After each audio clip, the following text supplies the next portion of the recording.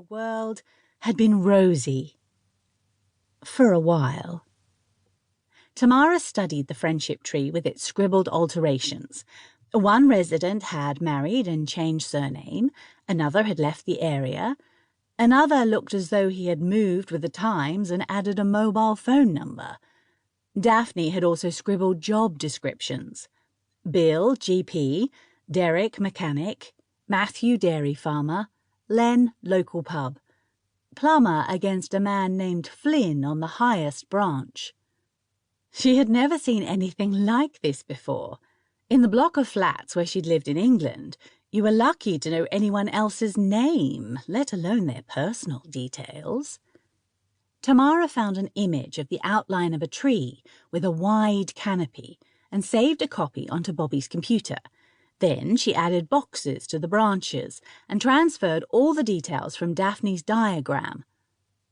Once they had been triple-checked, she bumped up the number of copies to 45, the exact number of squares that she had on the tree to represent each property, and left the printer to do its thing.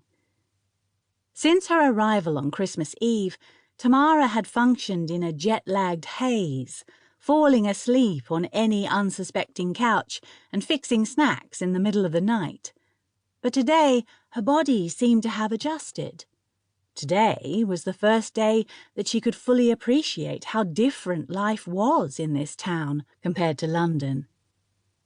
She poured a glass of orange juice and looked out at the waxy sheen of the tops of the trees, the pineapple-like trunks, the rambling open spaces with an infusion of greens, mustard yellows and reds injected into the landscape.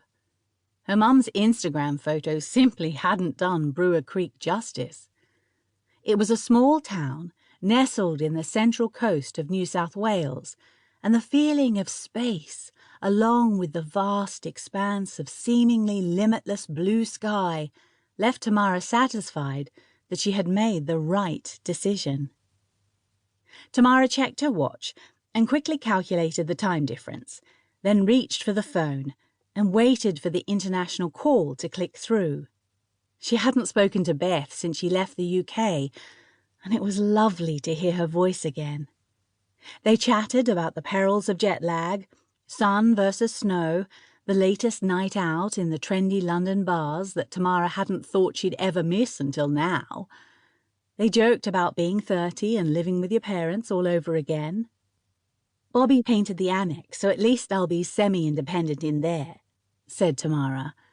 I've been roped into organising a friendship tree for the town, too. She explained the intricacies. I thought that sort of thing went out with wind-on cameras.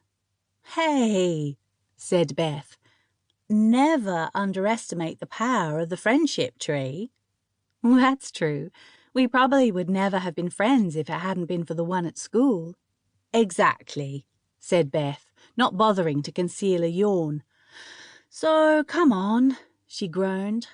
Tell me what the weather's like. Do I really want to know? It's sunny, 25 degrees and climbing. Oh, be quiet, said Beth. I'm so jealous. Surprise, surprise, it's freezing here. It snowed on New Year's Eve too. Not a bloody taxi in sight. Tamara wondered whether Beth had bumped into Bradley on New Year's Eve. They frequented many of the same bars and pubs. Did he even know yet that she had left the country?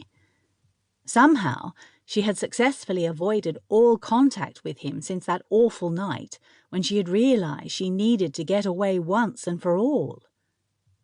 As though reading her mind, Beth asked, Have you heard from Bradley? The breeze outside picked up, and the rustling of plants and trees instilled a sense of calm in Tamara. Not a thing, she said. Good. Tamara could imagine Beth's trademark glossy red lips and her serious frown, her razor-cut bob as she recited her sermon. No offence, Tamara, but it's a good thing you're there, away from him. It's time to think of your own needs for a change. I know. Tamara still didn't understand how it was possible to love someone one minute and be so wary of them the next.